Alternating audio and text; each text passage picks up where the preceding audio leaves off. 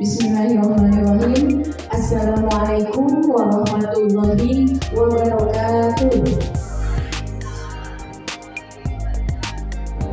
Yang kami hormati Ibu Kepala SMP Negeri 6 Braja Desa, yang kami hormati Bapak Ibu Guru beserta staf PU SMP Negeri 6 Braja Desa, dan yang sangat Ibu cintai adik-adik dari kelas 8 dan kelas 7 SMP Negeri 6 Braja Desa. Puji dan syukur marilah kita panjatkan kehadirat Allah Subhanahu wa Ta'ala, karena pada siang hari ini kita bersama bisa berkumpul di ruangan ini dalam rangka kegiatan aksi nyata modul 3.2, yaitu identifikasi sumber daya sekolah, 7 aspek atau modal utama di SMP Negeri 6 Braja Desa.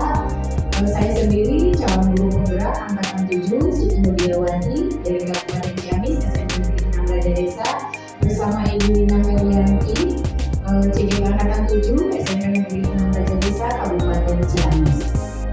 Sholawat beserta salam marilah kita panjatkan kepada Nabi besar kita Muhammad Sallallahu Alaihi Wasallam, kepada keluarganya, para sahabatnya, dan mudah-mudahan sampai kepada kita selaku umatnya. Amin ya robbal alamin. Baik Bapak dan Ibu dan hadirin seluruh dalam kegiatan ini, untuk mengefektifkan waktu, mari kita buka bersama kegiatan identifikasi sumber daya sekolah di SMP Negeri 6 Braja Desa dengan bersama mengucap basmalah.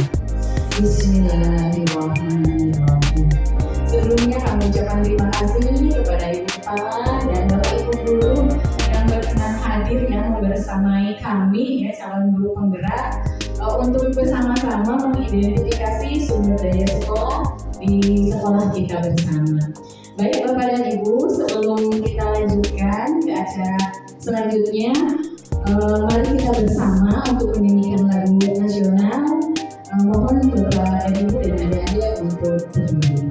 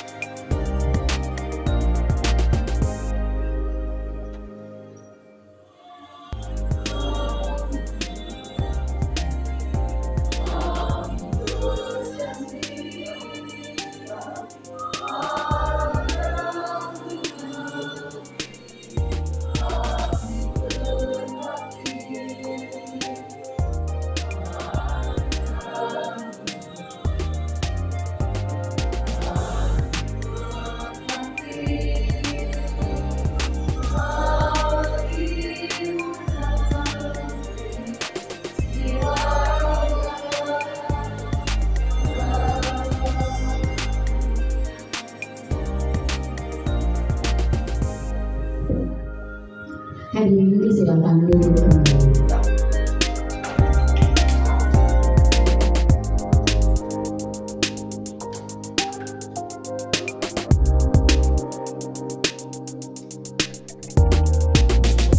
Baik, acara selanjutnya yaitu sambutan sekaligus motivasi mulia bagi kita semua dalam rangka mengidentifikasi sumber daya sekolah. Yang kami hormati Ibu Kepala SMP Negeri 6 Braja Desa.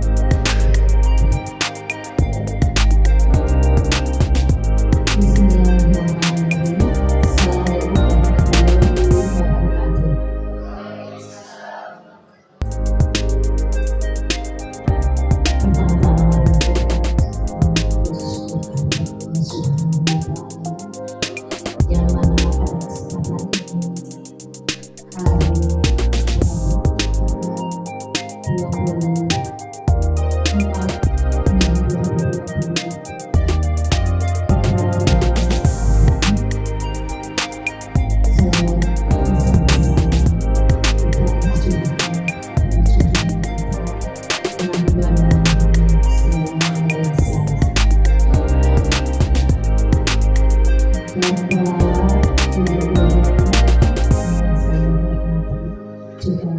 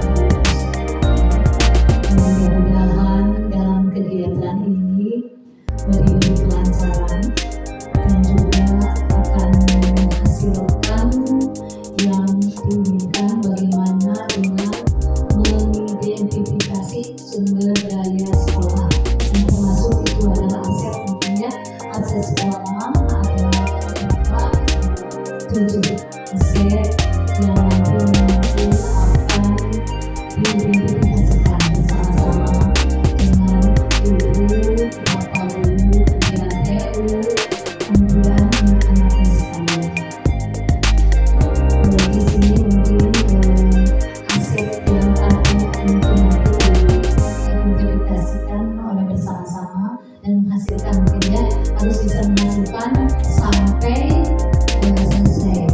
Oleh karena itu, ibu, bapak, guru, dan DU serta anak-anakku sekalian, kita bersama-sama dalam kegiatan ini sekali lagi supaya diberi kelancaran dan dapat menghasilkan yang terbaik.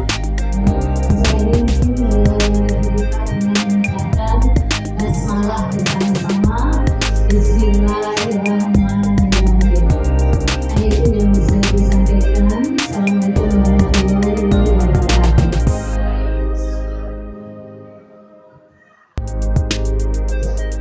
Kami ucapkan terima kasih kepada Ibu Kepala yang telah membuka sekaligus ya kegiatan identifikasi sumber daya sekolah 7 aset model utama untuk pengembangan sekolah kita, yaitu di SMP Negeri 6 Raja Desa.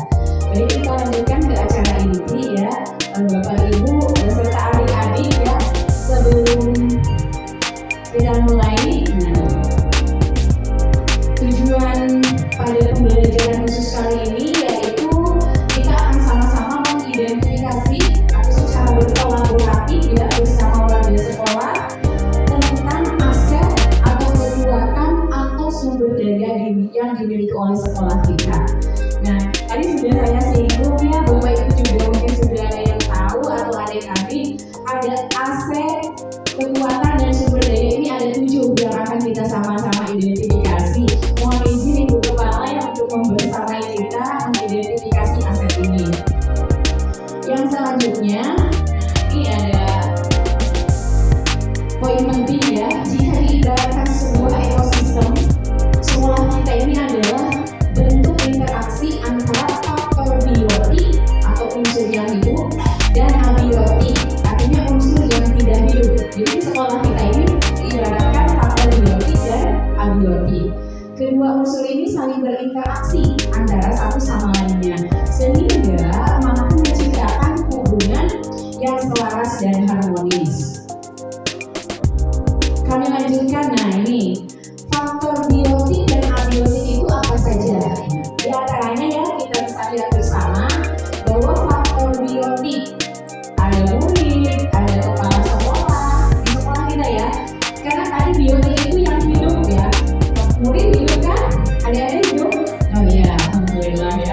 Kepala sekolah, guru, staf, tenaga kependidikan, penggawa sekolah, orang tua, masyarakat sekitar sekolah, dinas terkait, pemerintah daerah. Nah ini faktor utama yang memang sangat mendukung sekolah. Faktor kedua yang memang ini tidak bisa dipisahkan yaitu faktor abiotik, artinya tidak hidup ya. Keuangan, lalu sarana dan prasarana serta lingkungan sekolah. Tidak mungkin ya sekolah ini bisa berjalan satu misalnya tanpa keuangan, karena misalnya buku atau peralatan apapun itu didukung oleh ini. Sarana juga tempat belajar dan lingkungan aman.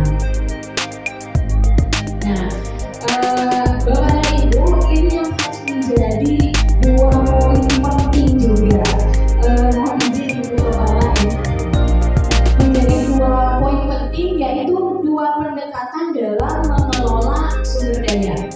1, ada pendekatan berbasis aset atau kekuatan.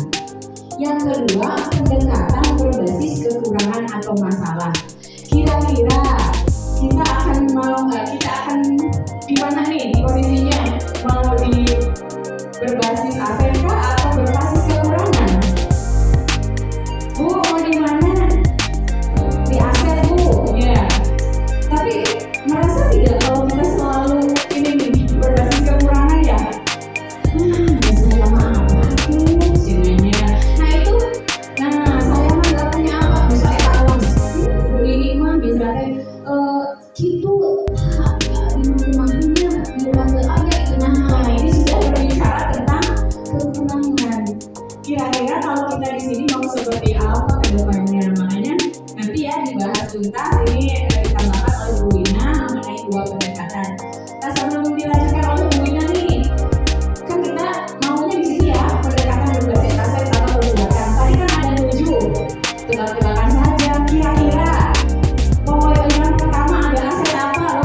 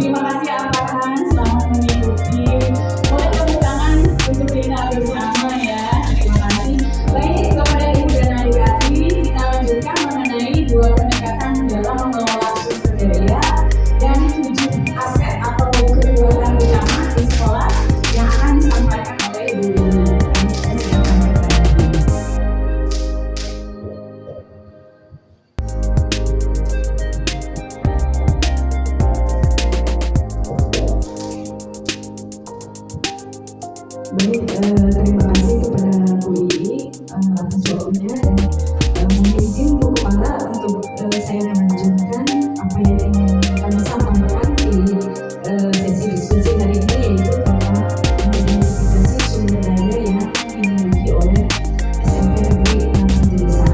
Mungkin tadi sudah dibahas ya Bapak Ibu adik-adik ya, tentang dua pendekatan dalam mengelola sumber daya yang disebutkan.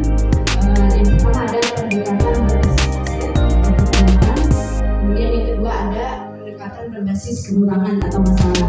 Dan memang pada kenyataannya ya kita saling ya memandang sesuatu itu memang dari berbasis kekurangannya. Dan mungkin setelah kami mengikuti pembelajarannya di modul ini ya, terutama saya dan Bu Ii mungkin hari ini ingin berbagi ya sedikit ilmu yang kami dapatkan dari program modul saat itu mengenai pengelolaan sumber daya. Nah ini ya, mudah-mudahan kedepannya sekolah kita dapat menerapkan pendekatannya itu pendekatan yang berbasis aset atau kekuatan.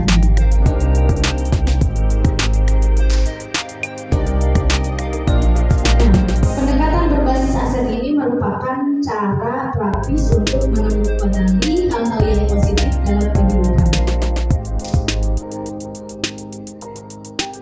Dengan menggunakan kekuatan sebagai tumpuan berpikir, kita diajak untuk memusatkan perhatian pada apa yang berjalan dengan baik, kemudian apa yang menjadi inspirasi, dan apa yang menjadi kekuatan ataupun potensi yang positif.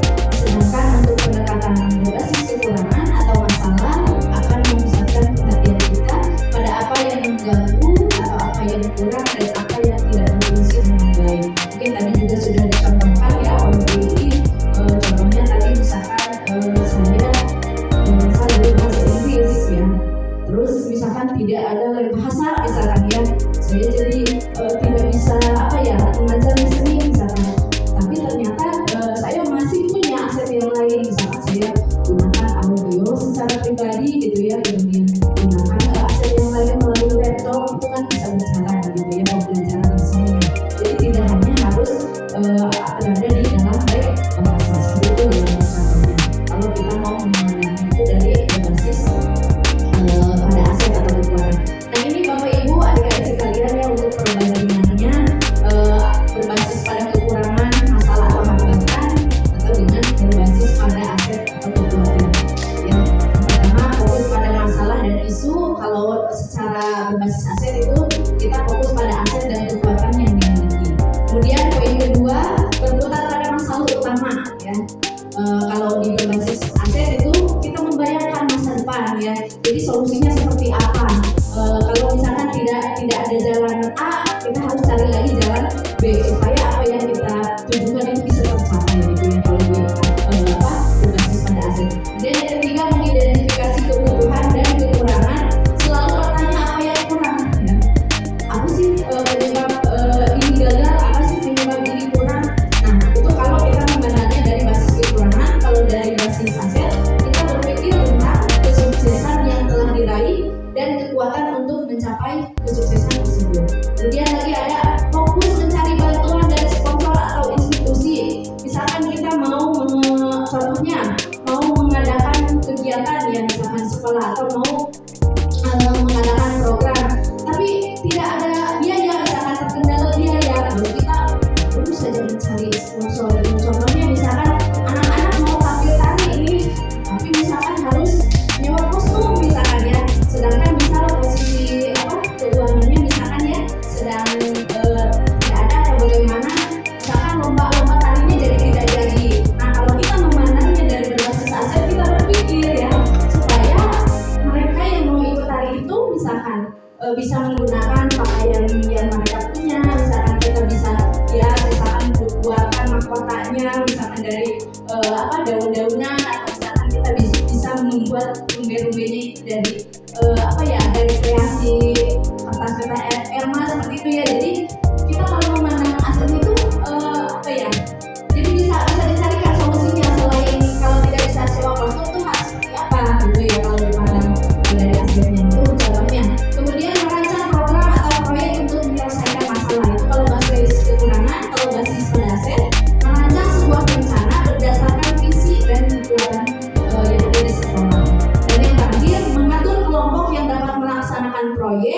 ya. Jadi contohnya misalkan kita mau mengadakan program, Wina mampunya di sini misalkan, Bu Dewi mampunya di sini, Bu Ayan di sini. Jadi dikelompok-kelompokkan gitu. Tapi kalau misalkan berbasis pada aset itu melaksanakan rencana aksi yang sudah diprogramnya itu secara kolaborasi bersama-sama gitu. Jadi tidak memposkan ini mampunya di sini, ini di sini. Jadi kita sama-sama berkolaborasi dan bekerja sama gitu ya, saling mendukung.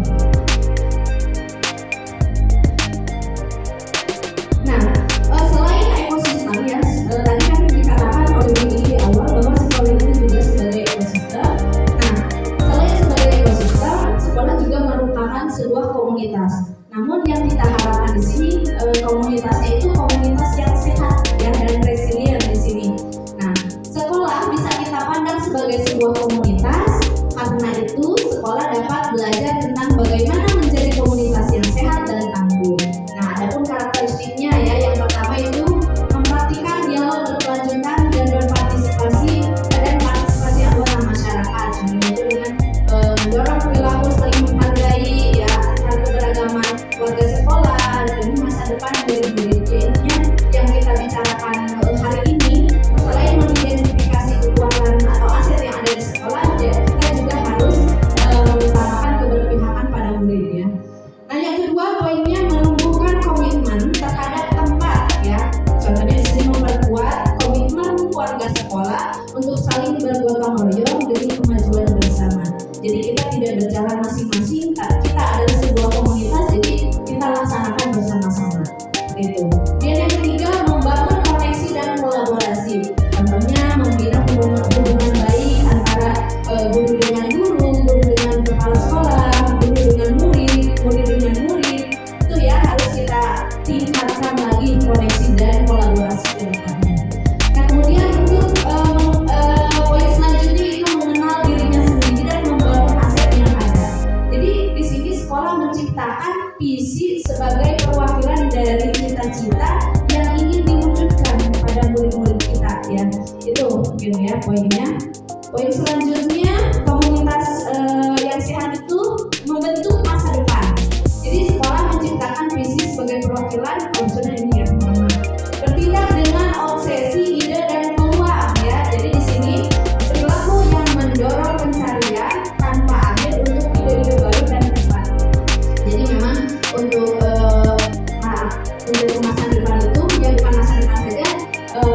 Mulai hari ini juga kita dihadapkan dengan kondisi yang memang harus bisa dan mampu memunculkan ide-ide atau gagasan baru ya, yang tentunya tepat guna.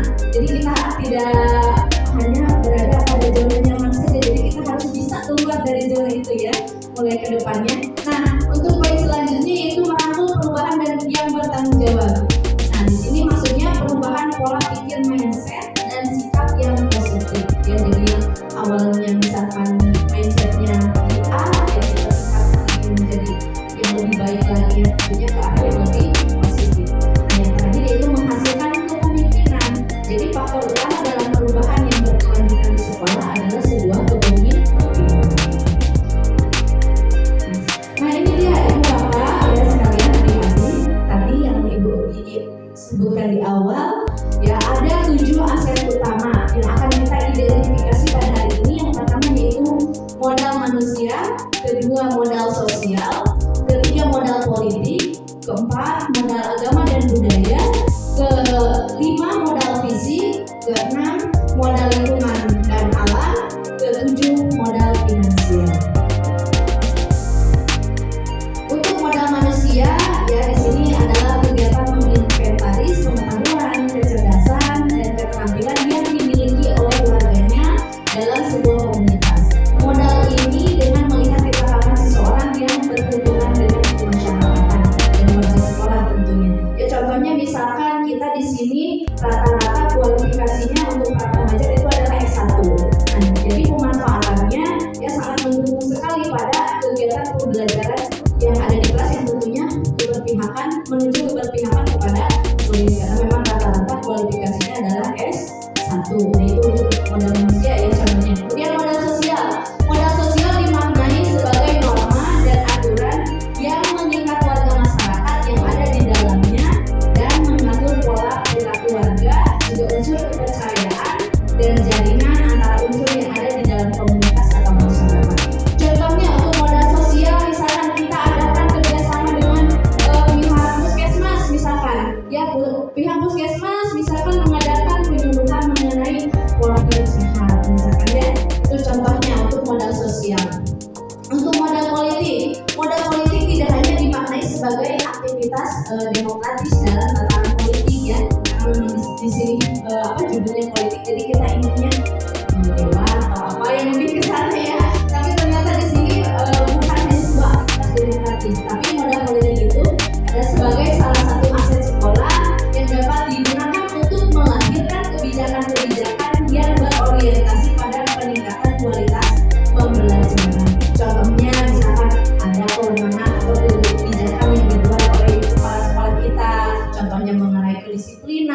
ya. Contohnya hadir tepat waktu, misalkan ya, itu tidak hanya berlaku untuk guru saja, tetapi untuk semua warga sekolah ya, datang tepat waktu, misalkan jam 7, kemudian untuk para siswa wajib mengikuti misalkan QRT sampai jam 8. Nah itu ya contoh dari modal politik berbentuk kebijakan.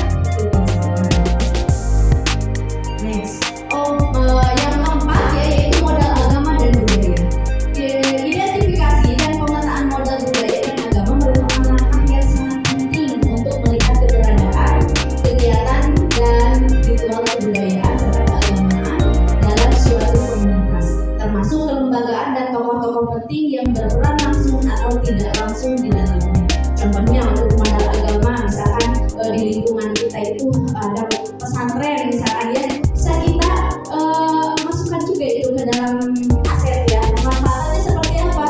Jadi kita bisa misalkan mengarahkan murid-murid kita selain belajar di mana di sekolah, dia belajar akademisnya juga melakukan seimbang pembelajaran keagamaannya, bisa didapatkan di pesantren atau di tempat mereka sekolah agama gitu ya.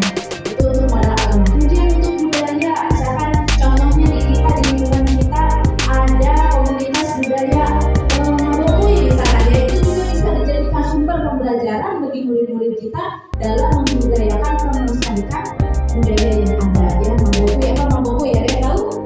Manusia Boboko Duduku ya. Selain kreasi seninya juga ada kan di sana, misalkan dihasilkan dari anyaman-anyaman, nah ini bisa dijadikan pembelajaran bagi murid-murid kita. Nah kemudian untuk modal fisik terdiri dari dua kelompok utama. Yang pertama, bangunan yang bisa digunakan untuk kelas atau lokasi melakukan proses pembelajaran, laboratorium, pertemuan atau pelatihan. Kemudian yang kedua, infrastruktur atau sarana prasarana, mulai dari saluran pembuangan, sistem air, mesin jalan, jalur komunikasi, sarana pendukung pembelajaran, alat transportasi dan yang lainnya.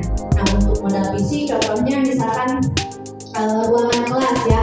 Alhamdulillah di sekolah kita ini untuk ruangan kelas sudah memenuhi ya standar, kemudian sudah memenuhi standar, jadi memang itu salah satu aset di sekolah kita. Kemudian juga ada masjid, kemudian juga toilet masing-masing ya, masing-masing itu ada toilet siswa, ada toilet guru, jadi itu sebagai modal fisik juga di kita ya contohnya. Nah kemudian ada modal lingkungan atau alam. Modal lingkungan terdiri dari bumi, udara yang bersih, laut, taman, danau, sungai, tumbuhan, hewan dan sebagainya ya. Kemudian tanah juga untuk berkebun, nah danau misalkan empang untuk beternak, semua hasil dari pohon seperti kayu, buah, bambu atau material bangunan yang bisa digunakan kembali. Contohnya kita kan memang dikelilingi dengan kebun-kebun sekolah yang masih kosong ya. Nah kita bisa manfaatkan kebun-kebun tersebut menjadi kebun sekolah, misal ditanami dengan tanaman-tanaman obat ya, atau dengan palawija yang lain ya, bisa juga dibuatkan taman seperti itu. Nah modal yang terakhir yaitu modal finansial. Dukungan keuangan yang dimiliki oleh sebuah komunitas yang dapat digunakan untuk membiayai proses pembangunan dan kegiatan sebuah komunitas ya. Contohnya misalkan di kita ada bos pusat ya, bos yang berasal dari pusat, nah itu bisa dijadikan modal finansial ya sebagai biaya proses pembangunan dan kegiatan sebuah komunitas, tentunya di sekolah kita ya. Nah itu untuk ketujuh aset yang akan kita identifikasi hari ini ya Bapak Ibu adik-adik. Nah sekian untuk penjelasan materinya dan akan langsung dilanjutkan lagi oleh Bu Iyi untuk mengidentifikasi ketujuh modal tersebut. Itu ya Bu Iyi ya Bapak Ibu ya, terima kasih sekali atas waktunya ya. Assalamualaikum warahmatullahi wabarakatuh.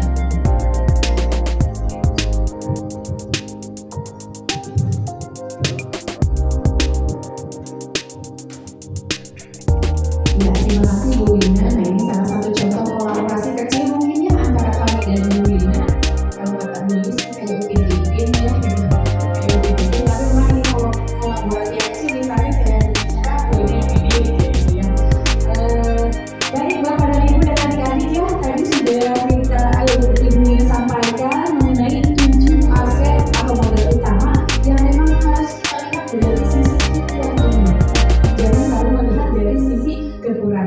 kita identifikasi bersama ya, Bapak Ibu dan adik-adik juga harus ikut ya mengidentifikasi. Ibu kepala mohon bersama ya Ibu untuk mengidentifikasi. Yang pertama dulu dari model manusia dan pemanfaatannya. Jadi seperti Hans mengatakannya, sebaik-baiknya manusia adalah manusia yang bermanfaat. Ini malah bermanfaat dari diri kita sendiri, kita tularkan kepada orang lain. Amin ya robbal alamin. Model manusia yang pertama ada siapa nih Bapak Ibu? Di sekolah. Kepala sekolah dulu. Ya boleh. Ada kepala sekolah. Nah kepala sekolah Bapak Ibu ya Ibu, kualifikasi pendidikannya sudah S2, lalu bersertifikat pendidik NUKS juga ya Bu ya, nomor unit kepala sekolah. Nah, ini sangat mendukung sekali ya, jadi dari mulai kualifikasi dan menunjang ya di sertifikat pendidik. Jadi ya kemudian dicantumkan berarti kepala sekolah berkualifikasi pendidikan S2 dan bersertifikat pendidik, dan satu lagi NUKS gitu ya, nomor unit kepala sekolah. Lanjut dulu ya sebelum pemanfaatan ya Bu. Nah, yang kedua siapa lagi Bu? Guru. Nah, guru, Bapak Ibu guru. Ya, Bapak Ibu guru. Kita berjumlah 14 ya. 14, 16 dan laki-laki 20 ya. 20 guru dan semua sudah berpendidikan.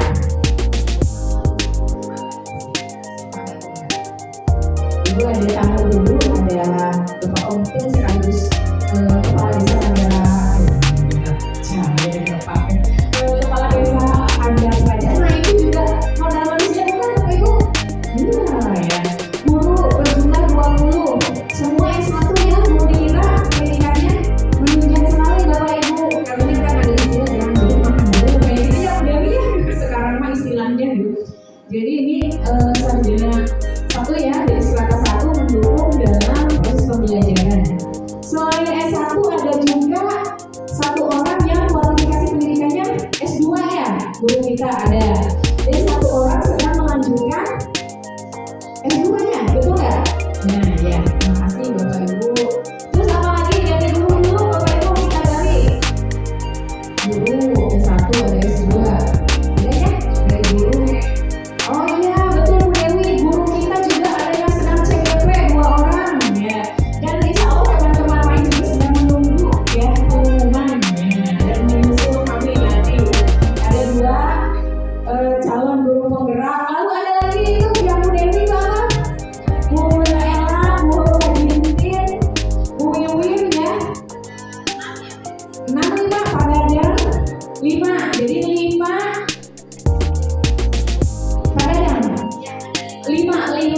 guru transformasi. Jadi Pak sudah guru ya. Kalau CGP masih calon. Nah, keren nih. 5 orang guru transformatif ya. Selain itu ada siapa lagi? Apa lagi? Di guru dulu kita selesaikan. Udah ya, bersertifikat. Iya, betul sekali. Guru-guru kita juga selain kualifikasinya sudah S1, sudah ada berapa orang? 9 ya? 10 apa? 11, 8, 6. Sertifikat pendidik 7. Nah 7 berarti kalau dari 20 berapa persennya Bu? 40 sekian ya Bu Dewi ya? 40 sekian gitu ya. 40 sekian Bu Dewi pas era tuh ya, tapi 7 orang sudah bersertifikat pendidik. 1 orang sedang menunggu ya berarti 8 sedang menunggu, 1 orang sedang menunggu untuk lolos sertifikat pendidik ya, 1 orang berarti 8. Oh iya, yang terbaru juga ya ada selain CGP ada juga itu apa yang benar? Nah ya, narasumber PBP ya, ini sebenarnya belum hasilnya bukan ada di mana. Jadi narasumber berbagi praktik baik BPB, berbagi praktik baik 1 orang. Keren-keren ya Bu ya kalau dilihat. Tapi kenapa Bu Ella kalau di kelas aduh maaf ya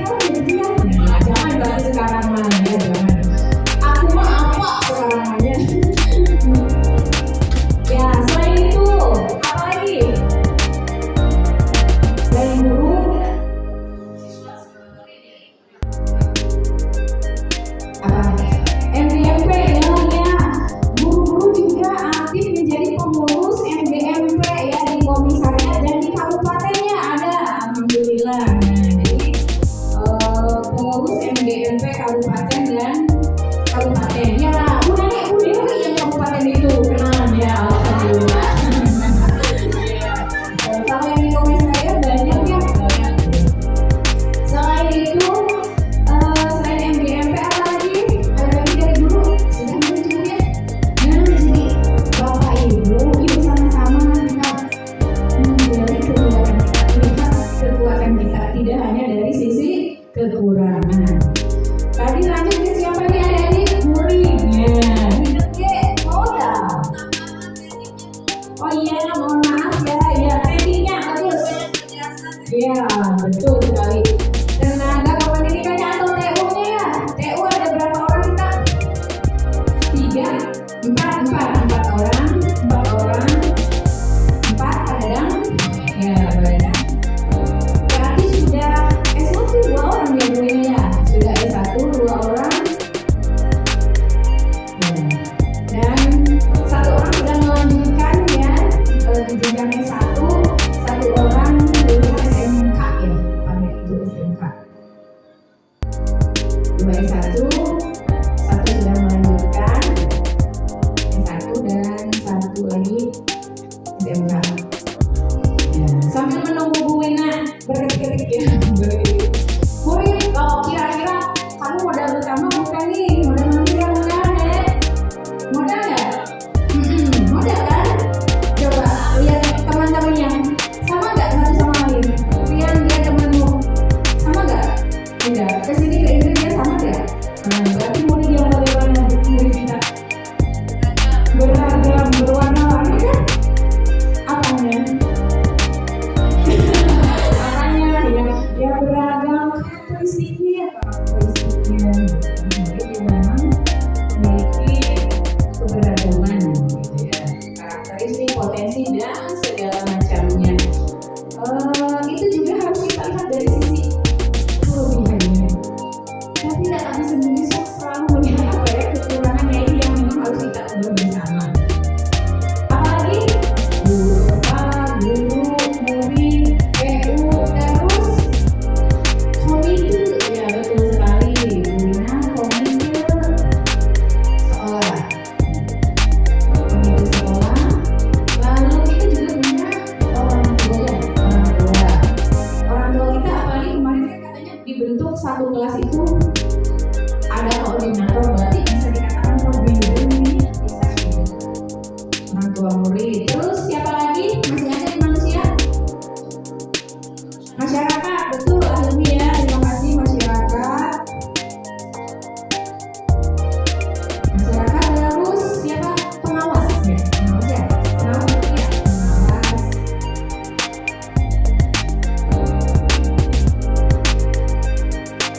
Pengawas dunia. Ada lagi yang mata pelajarannya. Ada lagi dari manusia? Ya siapa? Alumni bisa? Boleh, alumni bisa ya, alumni. Nah ini adik-adik, nah nanti berarti kan ada yang kelas 7 kelas 8, nanti kelas 9 sudah lulus, kamu jadi alumni gitu. Kamu juga modal ya, atau aset bagi sekolah gitu ya. Melanjutkan kemana nanti berprestasi dalam bidang apa? Ada lagi? Cukup mungkin? Ya, nah sekarang dari modal manusia ini pemanfaatannya kan tadi ya, sebagai manusia yang bermanfaat. Pemanfaatannya untuk apa nih? Kira-kira dari mulai kepala sekolah, guru bagusnya mah dipisah-pisah ya, Bu Ina. Tapi secara umum saja ya, secara umum saja pemanfaatan modal manusia itu untuk apa kira-kira? Boleh mau dipisah boleh.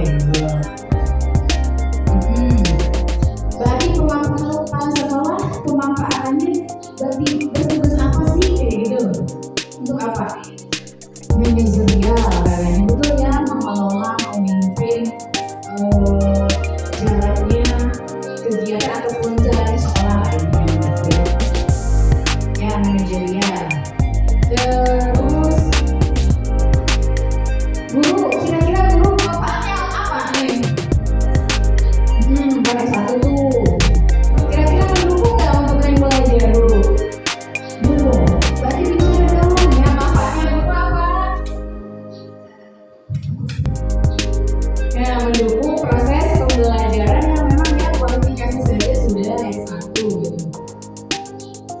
bidangnya juga kan ya di kita dukung pembelajaran.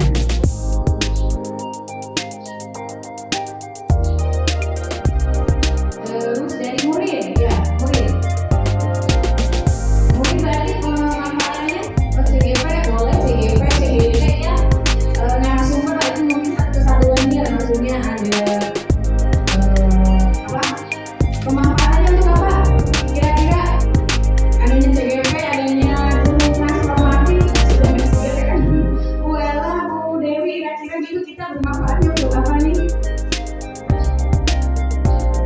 Ya, boleh misalnya pengembangan kompetensi, ya pengembangan kompetensi.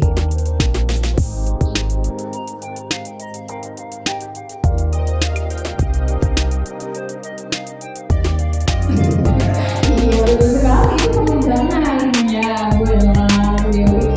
Pengembangan diri berarti ya, selain pengembangan kompetensi untuk di sekolah juga pengembangan diri. Salah satunya yang UKS itu ya, itu suruh apa naik pangkat itu ya.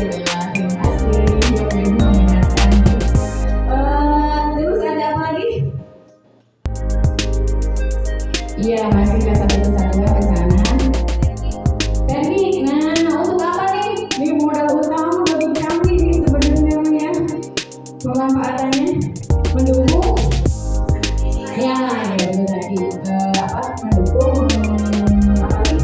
Membantu gitu ya, membantu dalam pengadministrasian apapun itu yang ada di sekolah.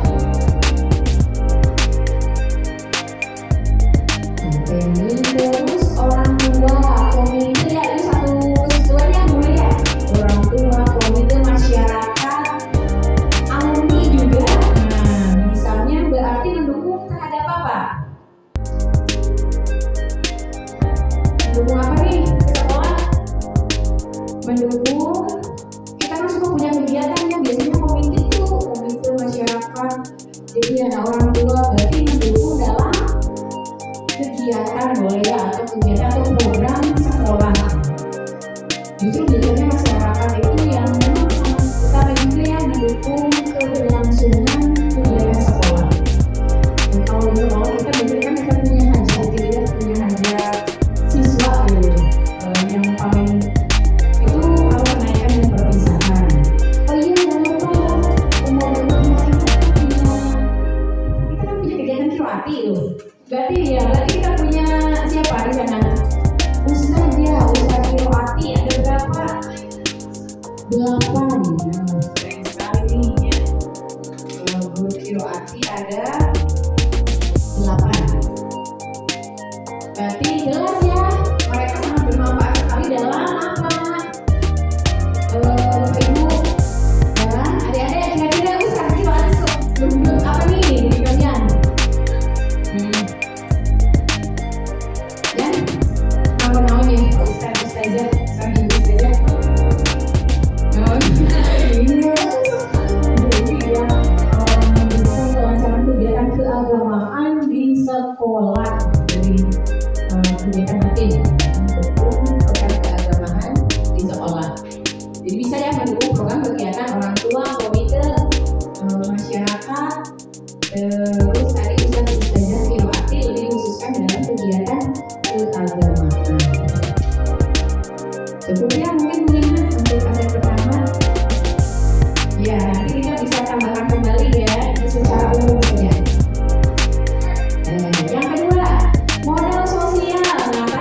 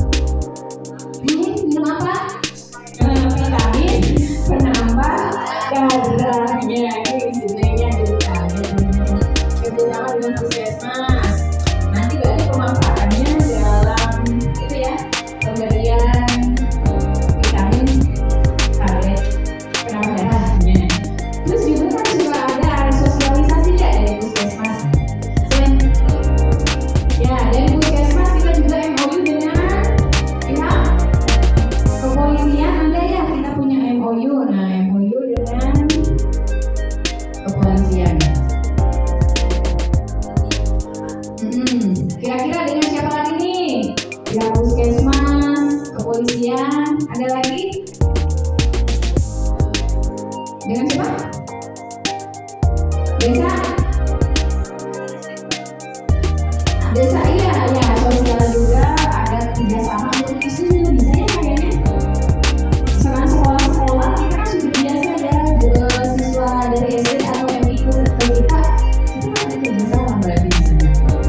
Desa dengan desa kerjasama dengan sekolah-sekolah.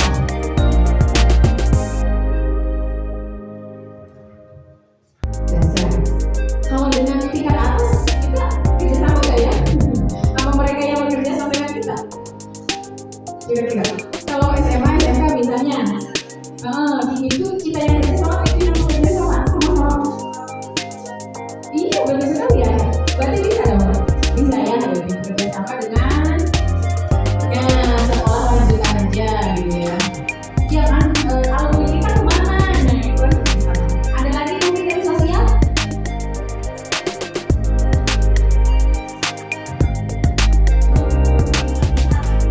Iya, nah, ya betul sekali tadi ya RT, RW itu kan sosial ya. Pak RT, Pak RW, Pak Lurah, Bapak Kepala Desa, pesantren juga.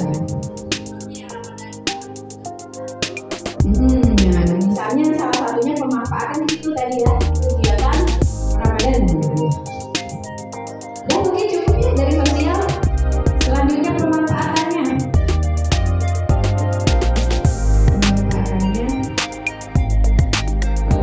Boleh langsung ya misalnya dengan puskesmas, kepolisian, desa, sekolah lanjutan dan pesantren. Pemanfaatannya untuk apa nih Bapak Ibu, adik-adik? Untuk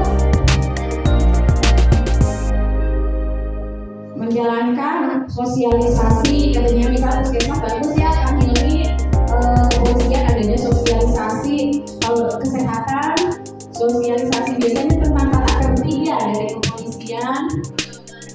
Ada boleh. Terus kerjasama yang mendukung kegiatan-kegiatan sekolah juga ya pemanfaatannya.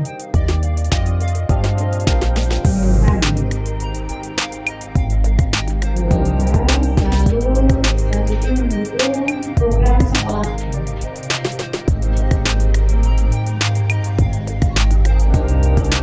Asetnya juga ya sudah dua hari ya, sudah punya aset. Sudah berapa hari ya? Apa kira-kira apa? Nah ini nanti ke lingkungan ini maksudnya. Karena lingkungan ya kan ada segala sangat dekat sekali. Ya berarti ya kerjasama apa kebutuhan gitu ya mendukung program sekolah aja nih sudah. Mendukung program sekolah. Ya cukupnya bunyinya. Ya. Lanjutnya Bapak Ibu ke bab ketiga nih nanti 4, 5, 6 dengan Bina ya. Yang ketiga ada modal politik. Nah hati-hati ya ini sebentar lagi. Ya pencoblosan juga Bu Ina mencet Bu Ina ya kampanye. Nah politik di sini kita di lingkungan sekolah jangan berpikir ke itu ya kampanye dan sebagainya, tapi justru tadi lebih kepada kewenangan dan kebijakan. Salah satunya tadi apa? Kebijakan kepala sekolah ya yang sudah Bu Ina sebutkan ya. Kebijakan kepala sekolah. Selain itu dari kebijakan siapa lagi? Kepala desa boleh mungkin ya betul sekali kebijakan kepala desa yang memang di lingkungan kita. Komite, oke, baik. Kewenangan dan kebijakan komite. Ada lagi yang lain?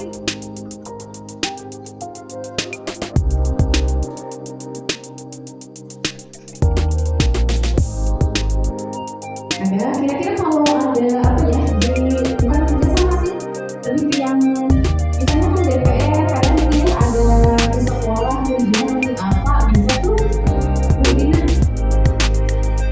aspirasi pimpinan gitu ya, aspirasi dari dewan aja gitu. Ada lagi dari politik kira-kira cukup ya kayaknya. Nanti boleh kita tambahkan lagi nih sebenarnya ini, oke. Yang memang ada di sekolah kita ya. Lanjut lagi pemanfaatannya, Bapak Ibu ya, dan adik-adik pemanfaatannya.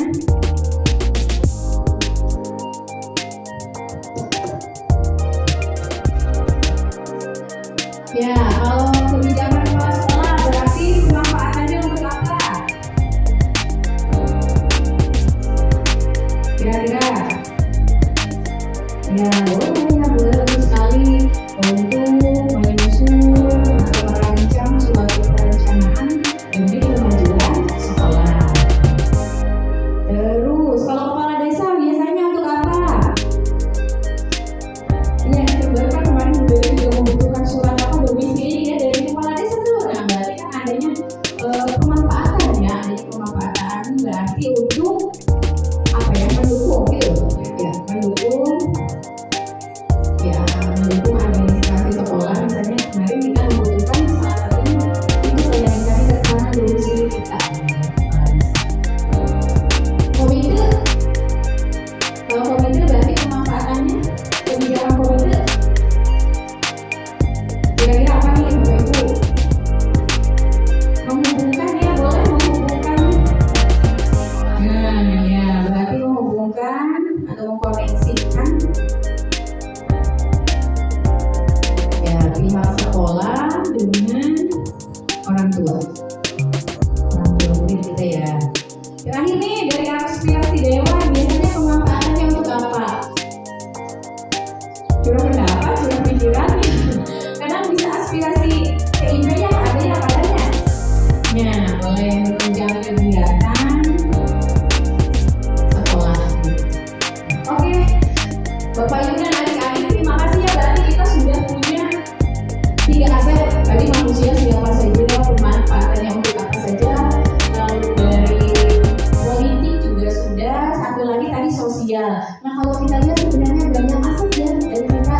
Ingat ya, jadi jangan selalu melihat kekurangan kita. Baik, selanjutnya untuk 4 lagi ya. Berarti 4 modal atau aset akan dilanjutkan oleh Bu Lina dan saya yang mengetik ya. Bangga Bu Lina.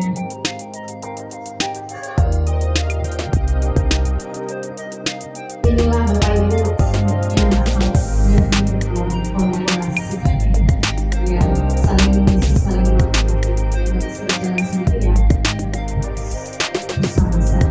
Ya, kita lanjutkan ya Bapak Ibu adik-adik menuju modal aset yang keempat, yaitu modal agama dan budaya serta pemanfaatannya. Nah, yang ada di kita nih modal agama dulu apa yang ada di kita?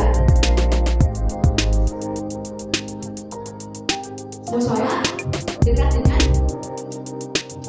iya adanya nih berarti.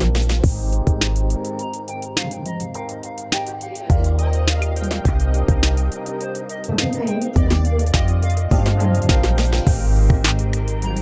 Mungkin lebih ke tokoh agamanya ya, betul nggak? Di lingkungan masyarakat kita kan banyak ya tokoh-tokoh agama, mungkin lebih ke tokoh agamanya. Nah, yang lainnya apa lagi? Pembiasaan kiroati, betul. Kiroati, apalagi nih yang ada di kita. Selain ada yang tokoh agama, pembiasaan kiroati, BTA, itu masuk ke sisi. Kalau ininya, kegiatannya ya boleh kalau kegiatannya. Kegiatan keagamaan. Dan mungkin perayaan hari besar keagamaan juga ya di kita.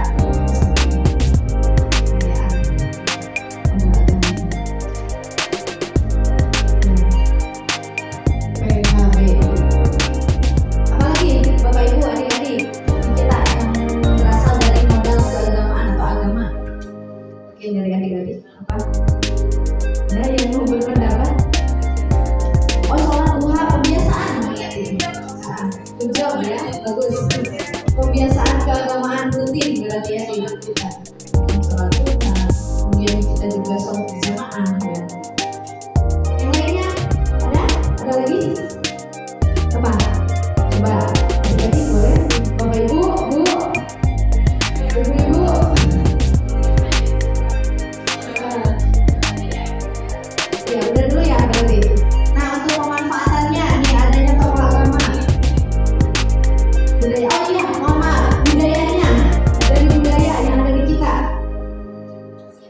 toleransi beragama, betul. Toleransi beragama, kemudian juga ada komunitas ya, komunitas budaya tadi ada buku ya, kita apa lagi dari budaya, buku betul. Komunitas. Toleransi beragama, kemudian Maboku ya apa lagi dari segi budaya. FCR ya, Festival Kopi Warga Desa. Festival itu jadi support ya. Festival Kopi Raja Desa FKR. Raja Desa, apalagi budayanya. Banyak sih sebenarnya ya, masih budaya-budaya. Kalau di kita masih ada mempertahankan adatnya. Contohnya kayak ada pernikahan gitu ya, upacara adat juga kan kita masih ada ya Bapak Ibu. Ada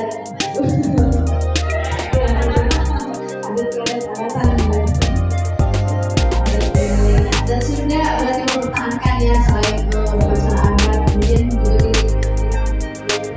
masih ada ya upacara adat, kemudian pada yang saat ini juga tapi intinya adat Sunda masih terlestarikan ya. Kemudian pemanfaatannya untuk adanya tokoh agama nih, banyaknya tokoh agama, pemanfaatannya bagi sekolah. Nah kita apa?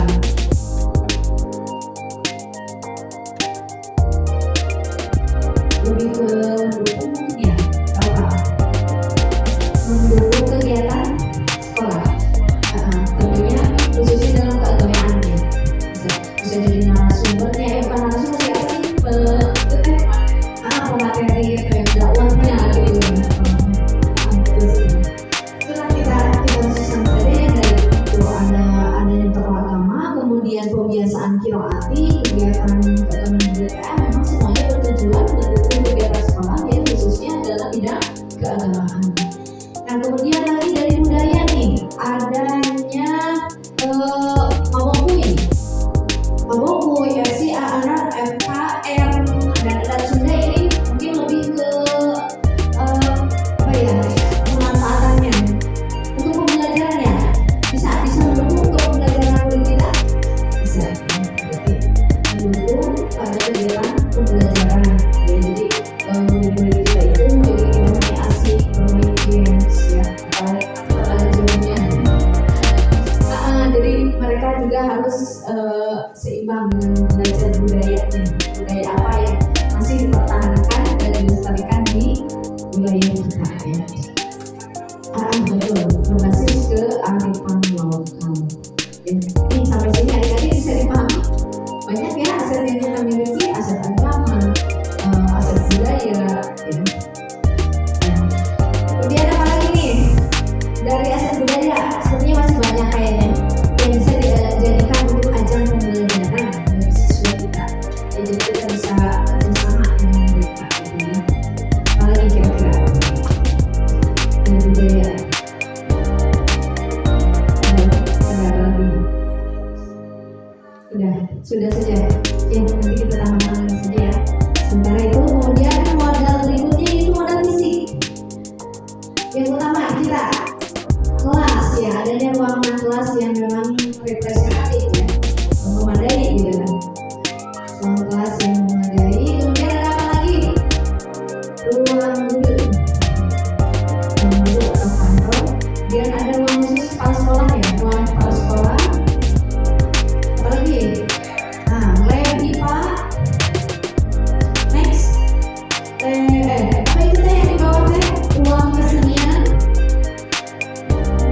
Kemudian perpustakaan,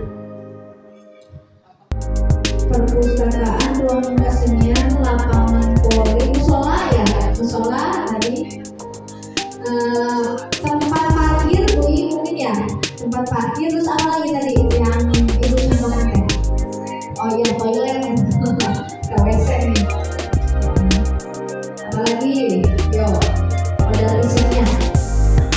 Ya udah, perpustakaan. Nah ini kan yang ada di sekolah kita ya, selain di sekolah yang ada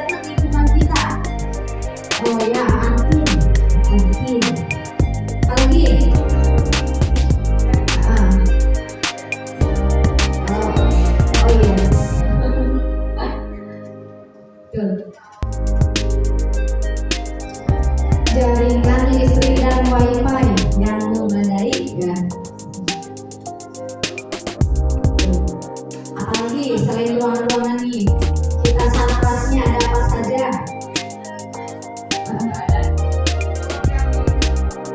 Oh, ruang ganti. Boleh juga sih, boleh ruang ganti. UKS juga ya. UKS, ruang TU. Boleh ya? Yang udah basic nih. Kebun nanti lebih ke kira-kira apa lagi nih? Coba ada fisik, ruang TU, UKS, apalagi Bapak Ibu yang lainnya sudah. Oh, laptop ya. Nanti ada selama ya tadi laptop masuk ya. Laptop dan perangkat pembelajaran yang memang sih ini ada infocus, kemudian juga ini kamu yang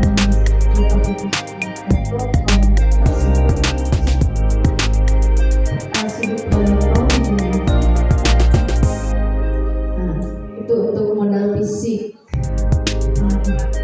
Alat peraga, ada IPA, kemudian PJOK juga, IPS ya, bola itu bola dunia global.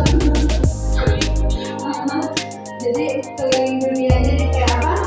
Ini bisa menurut global aja dilihat dari global ya, adik-adik mau ke Eropa, mau ke mana tinggal ini aja sebelum bela langsung sampai.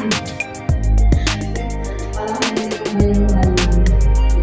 Nah, untuk segi pemanfaatannya nih Bapak Ibu, untuk ruang kelas sebenarnya itu secara umum saja ya, untuk pemanfaatannya secara umum saja, misalkan mendukung pembelajaran ya, tentunya untuk semua ruangan-ruangan, mendukung proses pembelajaran, kemudian mendukung kegiatan kuliah ya.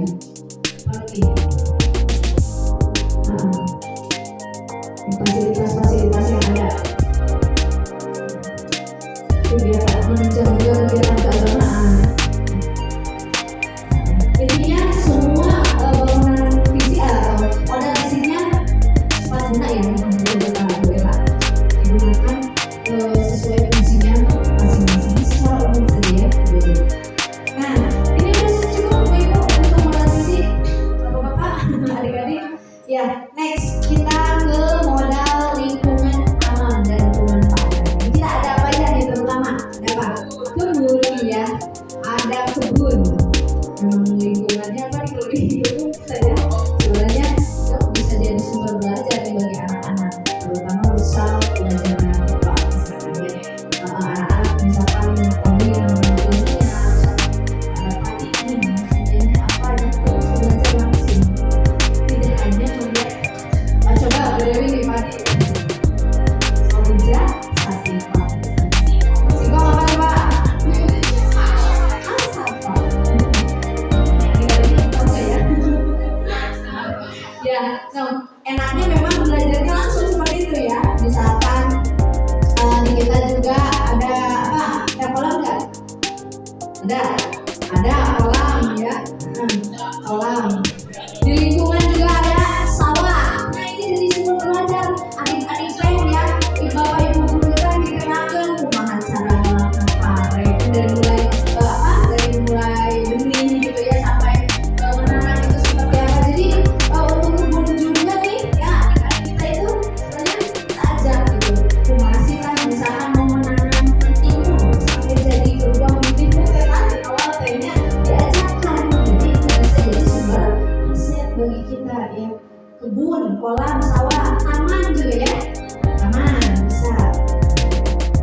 Apalagi pemandangan alam juga kata Belinda, kata orang seni ini kan pemandangan ya. Bapak ya itu sebagai aset. Jadi kan sumber inspirasi ya untuk kalian. Misalkan Belinda mengugas kalian coba kalian gambar pemandangan yang ada di sekitar. Kalau kita membayang-bayangkan kan susah. Tapi kalau kita melihat objeknya langsung, ya udahlah meskipun apa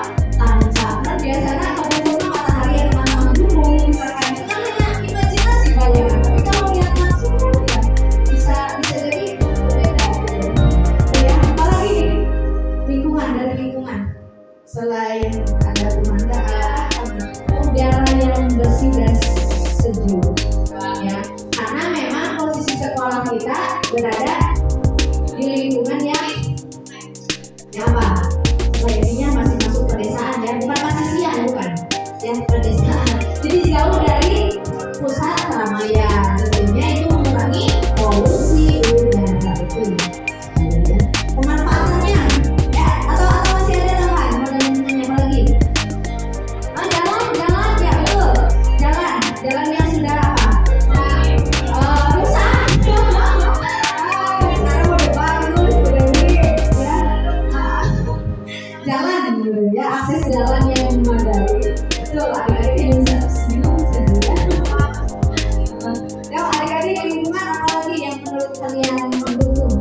Kira-kira dari lingkungan apa? Coba. Ada sungai di kita? Sumur sungai? Ada nggak? Sumber air ya? Sumber air bersih. Sumber air ada. Mana beda mana ya? Itu pemanfaatannya kebun, intinya kebun, kolam, sawah, taman, sawah itu mendukung proses pembelajaran murid, ya.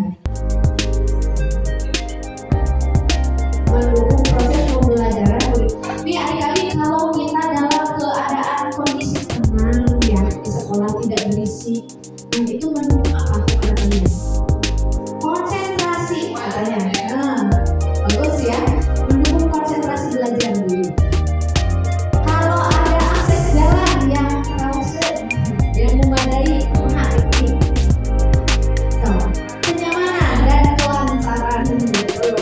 Jadi adik-adik ya nanti misalkan yang muda, tapi jangan sampai terlena yang menyebabkan karena zaman misalkan bagus SMS dikit nyampe sedikit nyampe dernya menyantai di rumah tetap yang kita tidak tahu, apalagi yang bawa motor ya banyak kendala misalkan takutnya ban bocor misalkan atau apa ya tetap ya ngingkeran cukup sedang ngawahan gelap ya meskipun jalannya akses jalannya memadai.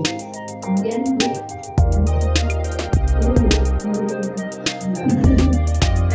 udara yang bersih, Bapak Ibu, pemanfaatan.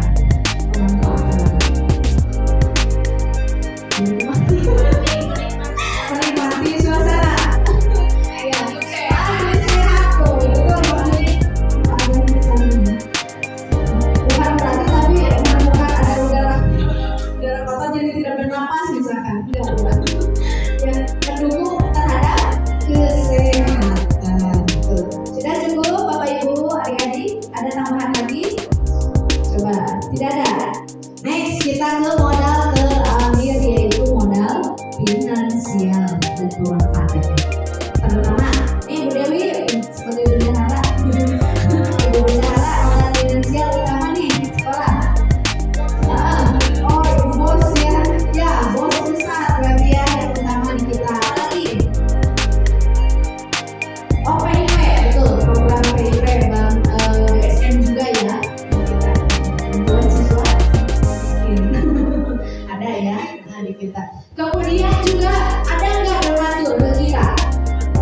Ada ya donatur. Donaturnya bisa dari orang tua, bisa atau dari alumni yang sudah sukses, misalnya dari orang-orang terkait. Kemudian apa lagi? Kantin. Sewa kantin. Nah, bisa. Koperasi siswa ya. Koperasi siswa lagi. Modal finansialnya.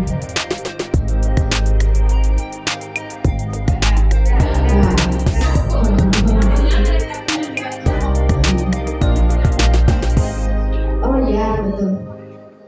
Dana sosial.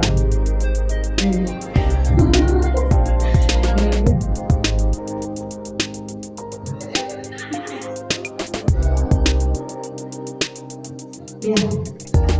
Apalagi Bapak Ibu, adik-adik, sumbernya dari finansial yang dari kita. Keuangan juga. lagi.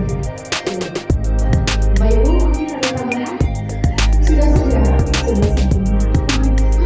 Ya, semua manfaatannya apa?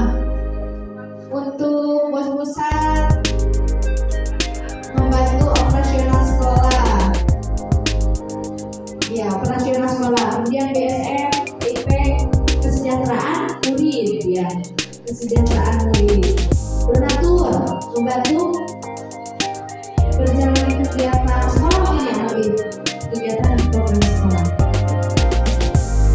Kemudian lagi ada sewa party sama saja yang masuk ke dalam membantu kegiatan sekolah dan sosial juga sama. Nah, ada tambahan lagi Bapak Ibu? Mungkin? Sudah. Jadi ada tambahan lagi? Tidak ada. Baik, yang sebagai ini ya, sebagai kesimpulan teman ini, alhamdulillah kita sudah bisa mengidentifikasi ketujuh aset yang memang bisa dijadikan sumber daya yang dimiliki oleh sekolah kita. Jadi nanti mah kita memandang semuanya itu dari pendekatan berbasis aset, tidak lagi berbasis pada kekurangan atau masalah. Ya, adik-adik tergambar tadi 7 aset tersebut. Jadi asetnya sampai sekedar bangku, meja, gitu-nya. Ternyata bisa diidentifikasi dari 7 sisi, dari 7 modal tadi ya. Nah, untuk kesimpulannya ya, sebuah keberhasilan itu proses pembelajaran sangat tergantung pada cara pandang sekolah melihat ekosistemnya. Tadi ada faktor apa saja tadi? Adik-adik, ekosistem. Ada faktor biotik, ada abiotik ya. Jadi kita saling kolaborasi gitu ya. Nah, apakah sebagai kekuatan atau sebagai kekurangan? Sebagai contoh, ketika sekolah memandang semua sumber daya yang dimiliki sebagai suatu kekuatan dan aset, maka sekolah tersebut tidak akan berfokus pada kekurangan, tetapi berupaya pada pemanfaatan kekuatan dan aset yang dimiliki. Nah, dengan menyadari betapa banyak sumber yang dimiliki oleh sekolah, maka kita sebagai pendidik ya juga akan senantiasa melihat sumber daya itu sebagai kekuatan yang dimiliki yang dapat dimanfaatkan dalam pembelajaran yang tentunya berpihak kepada murid ya. Selain itu, pengelolaan sumber daya juga secara tepat akan berdampak pada kualitas pembelajaran. Untuk mewujudkan pembelajaran yang berkualitas, tidak luput dari adanya sebuah kolaborasi. Tindakan kolaborasi cek-cek. Seperti itu ya. Sangat indah sekali, sangat nikmat sekali ketika kita bisa menjalin sebuah kolaborasi dalam sebuah komunitas ya. Nah, itu kolaborasi di sekolah dalam menuangkan gagasan atau ide-ide baru yang tentunya tepat guna ya. Adik-adik ya semuanya, Bapak Ibu, itulah yang bisa kita sampaikan hari ini. Mudah-mudahan ke depannya memang kita terapkan ya pendekatan yang berbasis pada kekuatan atau aset ya, seperti itu. Mungkin untuk penutupannya dikembalikan lagi kepada Bu Iin ya. Silakan kepada Bu Iin, terima kasih. Ya, terima kasih Bu Wina, kembali kasih ya. Terima kasih dan kembali kasih. Adik-adik kolaborasi kerjasama.